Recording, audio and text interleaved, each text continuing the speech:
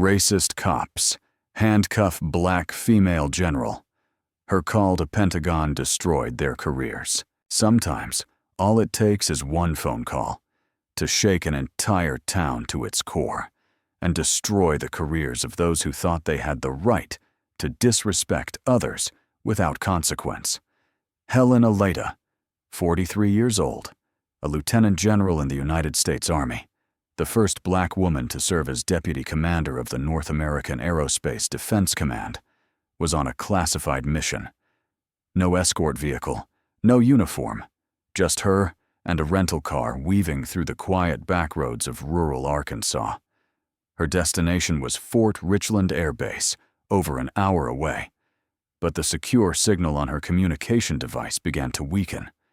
And with a call from the Pentagon about to come through, a call that could impact national security, Helen was forced to pull into a small roadside gas station. No one in the town of Millstone had any idea that the woman wearing a worn-out jacket, baseball cap pulled low over her face, standing beside a gas pump in the July heat, was one of the most powerful figures in America's defense system. And no one, not even the two police officers about to arrive, could have guessed that their wrongful actions would detonate their careers. Because the person they were about to mess with wasn't just some stranger. She was a general, a warrior, a woman carrying the honor of an entire generation. An intense and gripping story is unfolding. To follow the rest, be sure to like and subscribe to our channel so you don't miss more powerful, dramatic stories to come. Millstone Pump and Deli, an old gas station tucked between rolling hills and endless cornfields, was the kind of place people only stopped at when absolutely necessary. Helen Aleda stepped out of a silver SUV, holding a sleek black encryption device, eyes scanning the sky. The instinct of a commander who had survived 3 deployments in the Middle East. No flags, no stars on her shoulder. She wore civilian clothes, an olive khaki jacket, neatly cuffed jeans, worn-out sneakers, and a black baseball cap pulled low, concealing most of her face. A middle-aged black woman with a simple appearance. But the voice gave it away. Low, firm, commanding. I am Lieutenant General Helen Aleda, confirming access code. Begin transmission of directives. Every word transmitted through the encrypted signal carried top-secret weight, strategic movements, base access, intelligence updates. The kind of information only a handful in the United States had clearance to hear. But to Astor Lockridge, the gas station manager with tightly tied blonde hair, Helen wasn't a high-ranking officer. She wasn't someone serving her country. All Astor saw was a black woman, speaking into a strange device, standing by a car, not buying gas, not entering the store. That was enough for Astor to find her suspicious. She didn't ask questions, didn't verify anything. She lifted the receiver of an old landline phone, covering her mouth as she whispered to the police dispatcher. There's a black woman out at Pump 3. Looks weird, holding some kind of machine, muttering something. Don't know if she's carrying anything. Y'all should come check it out. She didn't mention the Pentagon clearance sticker on the windshield. She didn't hear the military code Helen had just recited. Because Astor didn't care about the truth. She only saw what she wanted to see, an imagined threat. And with one prejudiced phone call, she had just summoned the first storm Millstone would ever know. One she never saw coming. Less than 2 minutes after hanging up the phone, Astor Lockridge was back behind the counter, calmly wiping her hands on a cloth towel. To her, calling the police was no different than placing a takeout order, a habit nurtured over the years by prejudice. On the other end of the line, the Millstone dispatch relayed a report of suspicious criminal behavior to the nearest patrol unit. The dispatcher said curtly, "Female subject, black, unusual behavior, possible stimulant use, currently at Millstone Deli gas station. Immediate check required. No questions asked, no verification needed. Seconds later, patrol car number 43 howled under the setting sun. Inside were two officers. Names so familiar around town, most residents didn't need Google to know who they were. Corbin Voss, 35, a former Navy serviceman discharged for behavioral control issues. He was known for his build like a moving steel wall, a growling voice, and fists that rarely needed a reason. Dwayne Lister, 28, a rookie officer hired through connections with the deputy sheriff. His record was clean, but his eyes always betrayed disdain for those who looked different, especially if they were black. Upon receiving the dispatch, Corbin didn't ask for details. He just said, "Go." The vehicle tore through the rural road, tires screeching across dirt and asphalt. Red and blue lights flickered across the cornfields, casting warped shadows on the faded fuel tanks of Millstone. Dwayne smirked. Another lady thinking she's in the right place at the wrong time. Corbin didn't answer, but his hand was already resting on the grip of his gun, a reflex born not of threat, but of intent. They weren't coming to understand. They were coming to assert control. And from the moment they took that call, their careers had already begun to count down. The voice on the other end of the line remained steady. "General Alita, confirming escort rendezvous point at Fort Richland. Transport plan for 240 personnel from..." But Helen didn't hear the rest of the sentence. A flash swept across the car mirror. Red, then blue, then red again. It took exactly 1/10 of a second for her battle-hardened military instincts to trigger every sense in her body. Not an ambulance, not a base security detail. It was the kind of light that only appeared when someone was under suspicion or being targeted. She didn't need to look long to understand the situation had changed. Helen immediately lowered the secure phone, keeping the line open, and gently placed it on the car's hood, where the other end could still hear everything. She took one step back, turned to face the two streams of approaching headlights, and slowly raised her hands, palms outward. The way every service member is trained to show they're unarmed. No sudden movements, no explanations. Just the stance of someone ready to face whatever comes. For someone who had led troops through Iraq, managed security operations in Ramstein, and handled crises off the coast of Okinawa, Helen knew there were moments when life and honor weren't decided by rank or medals, but by how you stood firm, stayed calm, and refused to be broken. She didn't know who had called the police, but Helen understood all too well. A black woman in civilian clothing, using an unfamiliar device next to a rental car in the eyes of someone with prejudice, didn't need a reason to be seen as dangerous. In those brief seconds, dozens of memories surged forward. Teammates stopped for their skin color, briefing rooms on civilian engagement, and conversations that never led to real change. Helen Alita wasn't afraid of guns or pressure, but she was always vigilant in situations where logic and law came second to bias and misplaced authority. Once more, she held her stance, eyes fixed on the headlights skidding to a stop. Her heart didn't waver. But in the air was the scent of a confrontation about to ignite. And this time, it wouldn't be on a foreign battlefield. It would be on the very soil she had sworn to defend. The patrol car had barely come to a stop when Corbin Voss stepped out with a walk that was unmistakable, arrogant, heavy, as if each step were a warning. Dwayne Lister circled around from the back, eyes fixed on Helen, as if she were hiding something dangerous in her empty hands. "ID and vehicle registration," Corbin barked. No greeting, no explanation. Helen nodded, slowly reaching into the left pocket of her jacket and pulling out a leather wallet. Inside, a military ID bearing the Pentagon seal, a copy of a top-secret deployment order with a barcode linked to the federal security system, and clearly printed vehicle registration documents from the Military Logistics Division. She held all three up calmly. "Lieutenant General Helen Alita, on federal assignment. These are my credentials." Dwayne glanced at the ID card, didn't bother scanning the barcode. He shrugged and smirked like he'd just caught a street hustler. "Fake," he said, with smug certainty. "Nice performance." Helen held his gaze, unwavering.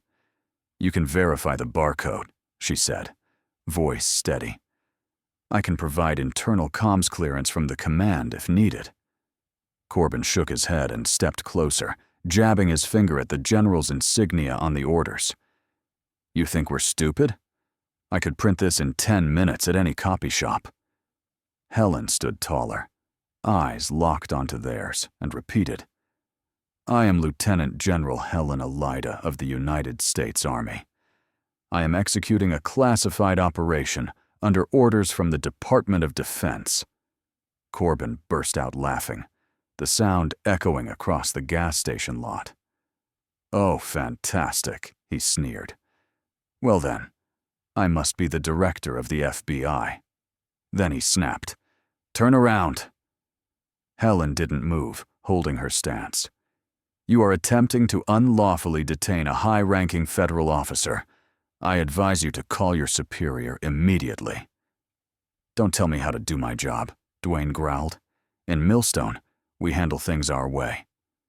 Corbin had already pulled out the handcuffs. A small crowd had started to gather near the gas station storefront. Some raised their phones, but no one intervened. No one dared. No one knew who she really was. And if they did, would anyone stop it?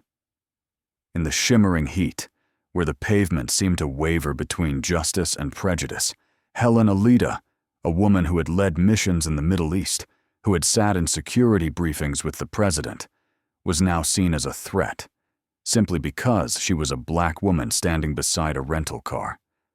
And the worst part was, she had seen it coming. She just didn't think. It would happen right here on her own soil. The next scene unfolded as swiftly as a sucker punch. No further questions, no system verification. Corbin stepped forward and yanked Helen's arm behind her back. The movement was rough, deliberate, like he was arresting a wanted criminal. "Turn around! Head on the car!" he barked. Helen didn't resist. She'd seen enough battlefields to know. Sometimes resilience means holding your silence. But Corbin's shove sent her knee bumping into the car door, and before she could adjust her footing, cold steel snapped shut around her wrists with a chilling metallic click. Clack. Snap.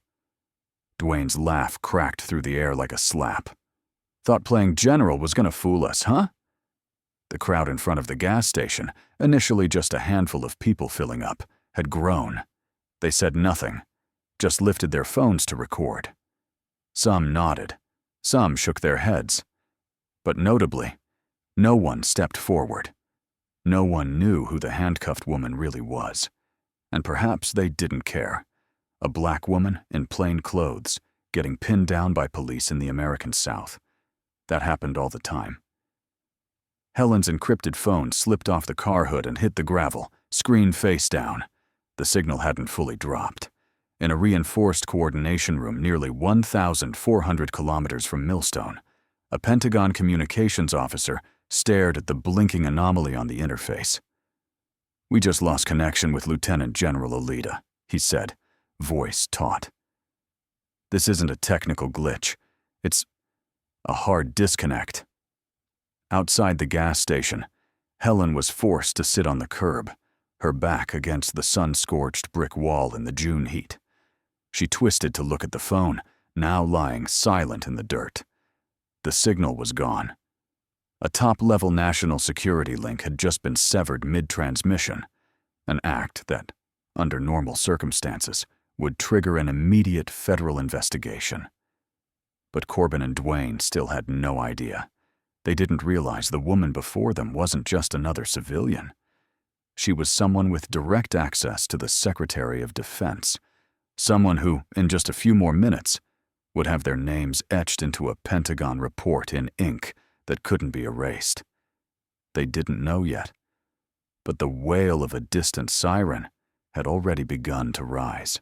At the Senior Operational Command Center inside the Pentagon, a space typically governed by disciplined silence, suddenly surged with urgency as a secure transmission was cut midstream.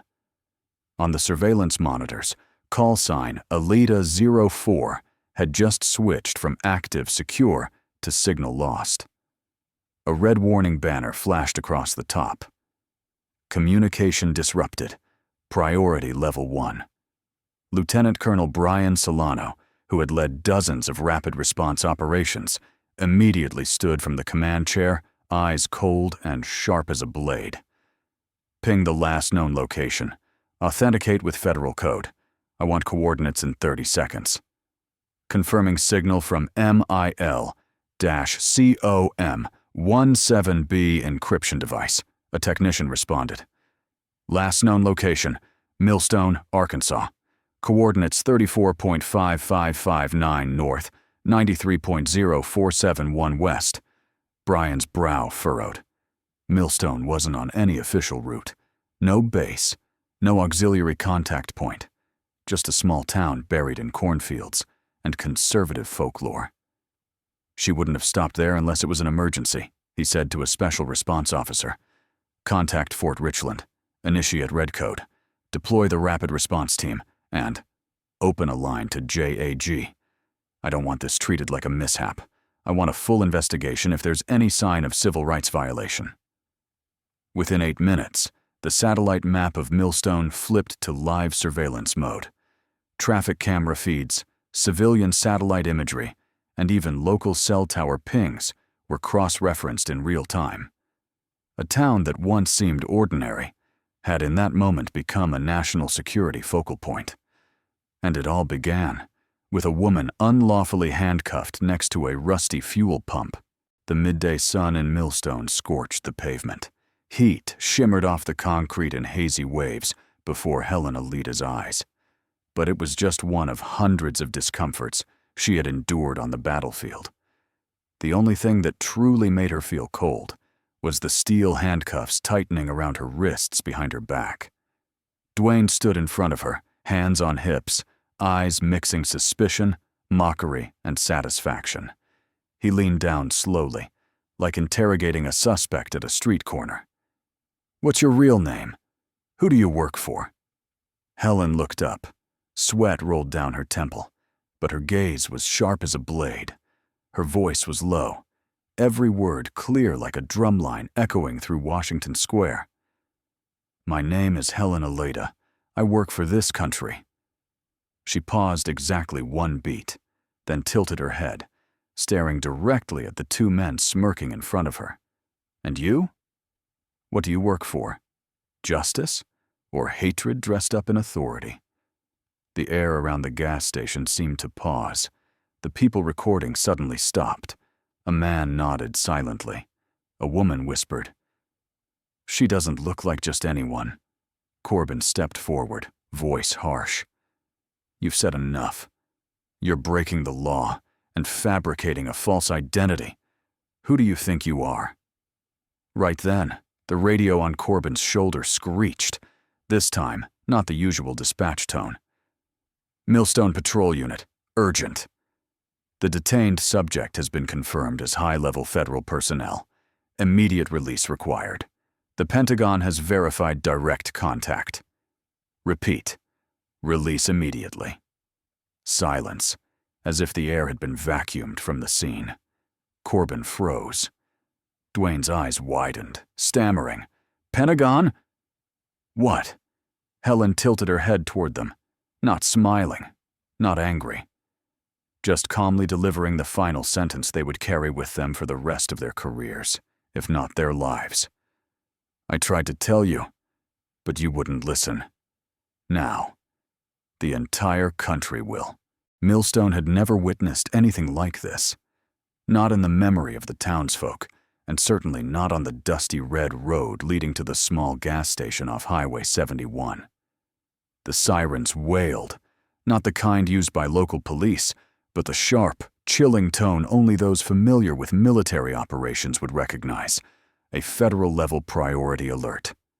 6 black SUVs, unmarked, bulletproof, equipped with encrypted comms, stormed into the lot like armored arrows. The doors opened in unison. No one spoke. No weapons were drawn, but every movement radiated authority. 6 military agents in tactical uniforms advanced swiftly, forming a perimeter around the area, as if neutralizing a national security threat. At the front was Lieutenant Colonel Brian Solano, Chief Security Officer of Fort Richland Air Base, a man who had once led protection detail for the chairman of the Joint Chiefs at a G7 summit. He didn't ask who was in charge, didn't look around for permission. He walked straight toward the woman sitting handcuffed by the gas station wall. "Lieutenant General Alita, are you injured?" Helen rose. The cuffs had already been removed by Corbin, whose hand was visibly trembling. She didn't respond immediately. She adjusted the collar of her jacket, wiped the abrasion on her wrist, and then lifted her chin. "No, I'm not injured. But someone." Her gaze swept across Corbin and Dwayne, their faces now drained of all color. "It's about to suffer a career injury." Behind her, several agents approached the 2 officers, ordering them to surrender their firearms, badges, and remain still pending investigation. No protest, only sweat and fear. One of them mumbled, "We didn't know. We thought she was—" "You thought she was what?" Lieutenant Colonel Brian cut in, his voice cold as forged steel. No one answered. The sky above Millstone seemed to shift in color. What began as a mistaken call had now escalated into a federal intervention, and more than that, a vivid demonstration of the cost of prejudice and arrogance in uniform. The atmosphere at Millstone Pump and Deli was no longer that of a civilian misunderstanding. This was now federal ground, and the silence among bystanders around the gas station had been replaced by tense stares, raised phones, live streams rolling, headlines flashing. "Police target wrong person. Victim is a lieutenant general." Lieutenant Colonel Brian Solano didn't have to raise his voice, but every word he spoke sliced through the excuses Corbin and Dwayne were scrambling to hold on to. "You are both relieved of duty, effective immediately," Brian said, his gaze locked onto them. "This is a direct order from the Department of Defense in coordination with federal security. All your actions are currently under investigation, under Federal Code 382.19, abuse of power and racial discrimination during official duty." Dwayne Lister blinked rapidly, stammering, We didn't know who she was. There was no way to recognize." Brian tilted his head slightly, a faint smirk appearing, not out of humor, but because he had heard that same excuse too many times in his 20 years of military service. "Didn't know. She presented ID, a military card, a signed order from the Department of Defense, official deployment documents, even a special operations clearance. All of it was in your hands." He paused for a beat, his eyes sharp as a blade. "But you didn't want to see it, because her skin color didn't match the image of authority you carry in your mind." Corbin Voss flushed red, then pale. He had no retort. From behind, Helen stood tall, though the cuffs had left clear marks on her wrists. "They didn't ask what I was doing here. They didn't investigate. They didn't follow a single verification protocol that every officer is trained to uphold," she said, her voice steady. "They looked at me, and they convicted me with their eyes. A small gas station, 2 guns that never fired, a woman who had just been humiliated, not just for being black, but for being a black woman in a position of power they couldn't comprehend. And in that moment, every live-stream camera captured it all with stunning clarity. This was no longer a story about a mistaken identity. It was an undeniable truth of discrimination, blatant, dangerous, and absolutely intentional. Helen Alita walked slowly toward the black SUV parked in the center of the lot, flanked by military officers who supported her arms. Her back was straight, her steps composed, but the deep red marks on her wrists from the steel cuffs were an unerasable reminder. Just before getting into the vehicle, she turned back. Millstone Pump in Delhi, the gas station where she had planned to stop for just a few minutes to pick up a signal for a secure call, had now become the epicenter of a rising civil rights crisis. Aster Lockridge, the woman who had made the false call, peeked out from behind the glass door. Her face was pale, her eyes wide in panic as she saw multiple phones now turned toward her. She quickly slid the lock and yanked down the faded silver curtain, as if that could shield her from the gaze of the entire nation. Outside, a small crowd had gathered. Those who once stood idly as Helen was handcuffed now stood silent as statues. Some turned away when they met her eyes. Others quickly pocketed their phones, though they had just held them high to record for fun. Helen didn't need to say anything. The truth had already spoken for her. Across the lot, Corbin and Duane, now stripped of their authority, stood alone under the sun. Their heads were bowed. The arrogance was gone. The smirks, the commanding tone, erased. They stood like men who had just seen their own names on a wanted poster, issued not by the FBI, but by public opinion, by the press, by the moral judgment of a society that had seen everything. They thought this was Millstone, a place where everything could be buried, Brian Solano said quietly to Helen before closing the SUV door. But Millstone just became the lesson that tells the whole country. Nowhere is small enough to hide from justice. As the convoy pulled away, turning onto the red dirt road leading back to Fort Richland, Helen's eyes remained fixed on the window, not out of regret, but to remember. To remember the faces that had once smiled at her humiliation. To remember the eyes that once viewed her as a threat. And most importantly, to remind herself that the silence of today's witnesses would serve as a warning to the next ones who dare abuse power in the shadows. 8 o'clock the next morning. Outside the main gates of Fort Richland, the sun had yet to rise fully, but the heat in the air was already suffocating. Not because of Arkansas weather, but because of the tense anticipation from the press. National media outlets like CNN, MSNBC, and Fox News packed the lawn outside. Independent channels, social media journalists, even YouTubers with live stream rigs lined the perimeter fence of the base. At the center of it all, Lieutenant General Helen Alida stepped forward, not with the look of someone who had just endured humiliation, but with the bearing of a soldier, proud, unbroken, needing no support. Her deep blue dress uniform fit her lean frame precisely. The row of gleaming medals across her chest stood as a timeline of 3 decades of service. Her kepi was perfectly aligned, her hands steady. She didn't bow her head. And as she walked toward the podium, no one remembered the handcuffs from yesterday. They only saw a leader. My name is Helen Alida. I have dedicated 27 years of my life to this nation, from the deserts of Iraq to the corridors of the Pentagon.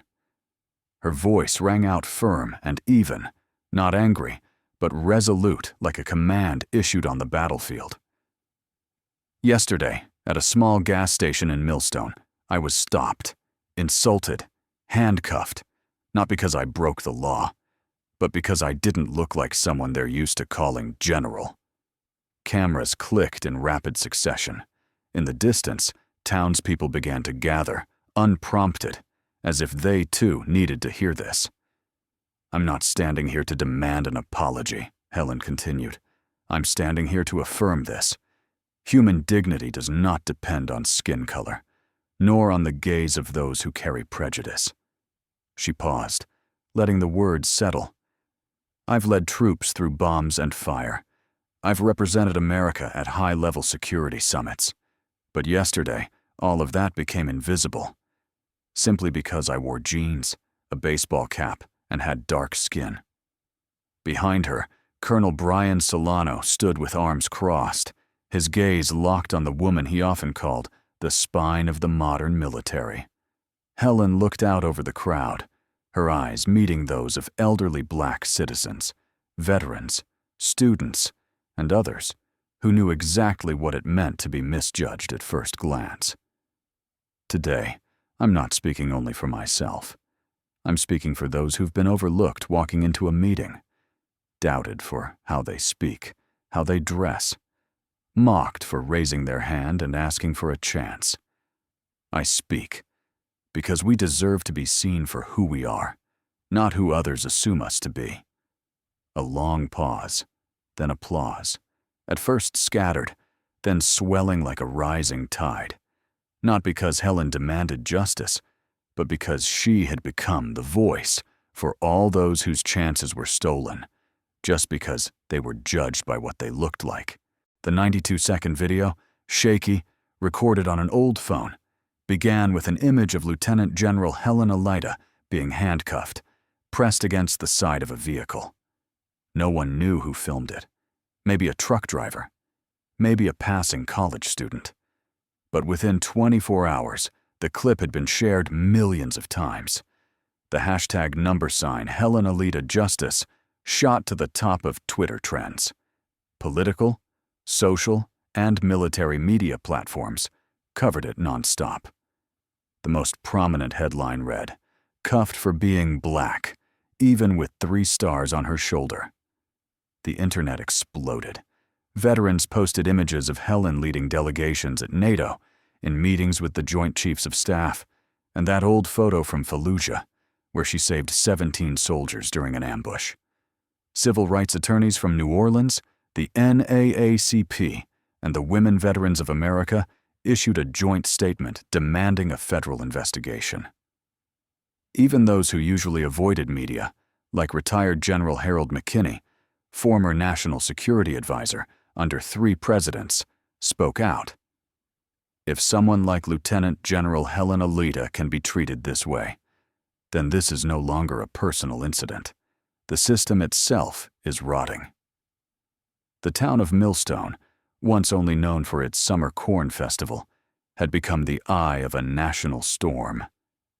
The following morning, Police Chief Clyde Hawthorne, a man in his 60s with a round belly and silver hair who once proudly claimed Millstone was the safest place in Arkansas, appeared at an emergency press conference. Before dozens of cameras, Hawthorne struggled to maintain a calm tone. "We regret the misunderstanding.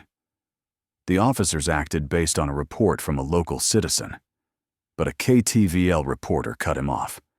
Sir, the officer had clear identification, complete documentation, and a federal deployment order from the Pentagon. Did they not see it, or did they refuse to because of her skin color?" Clyde swallowed hard, his eyes drifting. There was no answer, because he knew. No one was buying the excuses anymore. The names of the 2 officers, Corbin Voss and Dwayne Lister, leaked within hours. Internal records revealed both had prior complaints for discriminatory conduct. Some cases were shelved due to insufficient evidence. Not this time. Arkansas State Representative Linda Marquez demanded their immediate dismissal and the release of Millstone Police Department's full internal records. She declared, "Millstone is no place for those who wear a badge, but lack the character to honor it." Helen said nothing, but the country spoke for her. From Washington, D.C. to the smallest rural towns, Americans began asking the same question. If even a lieutenant general is treated this way, how many nameless others endure it every single day? Nearly 3 weeks after the Millstone incident, Lieutenant General Helen Alida stepped up to the lectern at Westgate Military Academy, the institution that once listed her name as one of the first black female cadets to graduate with honors. The auditorium was packed. Cadets sat upright in crisp uniforms, eyes focused. Cameras from major news outlets were scattered throughout the hall. But Helen brought no script. She didn't need one. Every word, every beat was etched into her heart, like a soldier's oath. She opened with a sentence that made the entire room hold its breath. I survived 17 years on the battlefield. I've been ambushed in Syria. I've made emergency landings in Kabul. But never have I felt my dignity so stripped away as when I was handcuffed in the very country I swore to defend. She didn't shed a tear, but not a single person in the room looked away. I stand before you today, not only as a lieutenant general, but as a citizen, a mother, a black woman, and someone who cannot and will not stay silent. She stepped away from the lectern and walked forward, each stride steady and resolute. We are trained never to flinch in the face of enemy fire, but that means nothing if we choose silence in the face of injustice. Because that silence is what allows prejudice to endure. A senior cadet, Jordan Pace, stood up, then another, then a third, until the entire auditorium rose in thunderous applause, not for Helen's rank, but for the truth in her words and the courage it took to speak them. That speech spread just as widely as the handcuff video from the gas station. Newspapers described it as a declaration of war not with weapons, but with conscience. That night, in a quiet room, lit only by a single desk lamp, Helen sat down to write letters by hand. One addressed to every military academy in the nation, not by command, not for reputation, but because she understood. If she, with 3 stars on her shoulder, could be dismissed, then millions of others were being buried in silence. Justice doesn't require a uniform, she wrote. It only requires people brave enough to say, it's time to change. Helen's story didn't end in Millstone. It didn't stop at the hashtag number sign Justice for Helen, or the sensational news headlines, or even the tense press conference at Fort Richland. On the contrary, it became the spark that lit a fire through the cold, rigid corridors of the military, law enforcement, and even federal legislative chambers.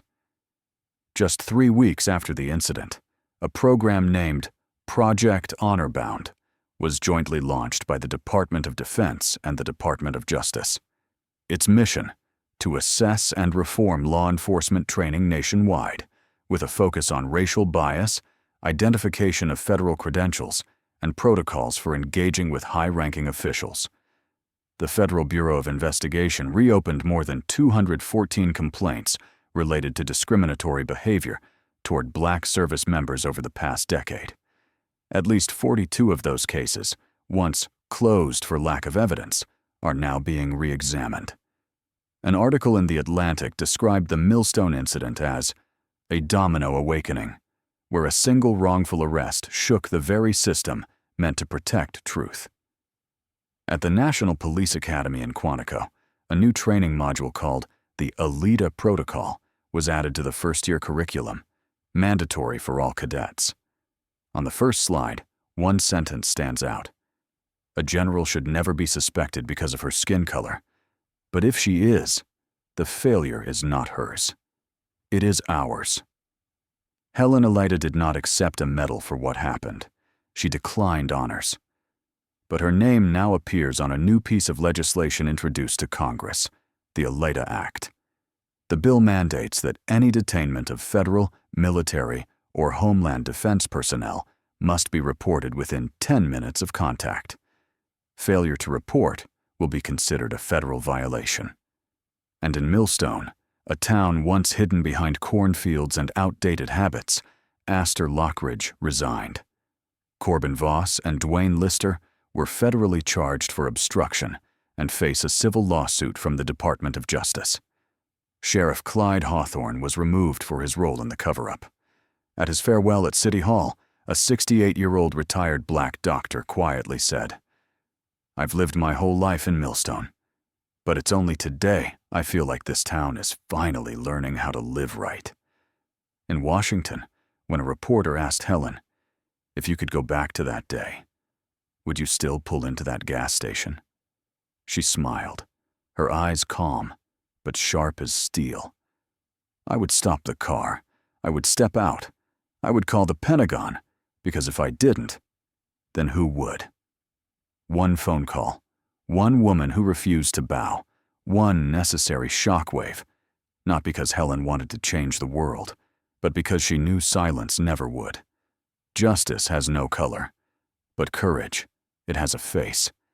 And on that day, in Millstone, it was named Helen Alida.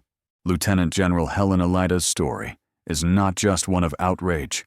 It's a warning to anyone still living in prejudice. When justice is insulted, silence is complicity. And Helen didn't choose silence. She stood. She spoke. She sparked change. This story may end here, but the journey for justice and dignity continues. If you believe truth deserves protection, stand with us. Like and subscribe to Black Strength Stories so you won't miss the next story that needs to be told.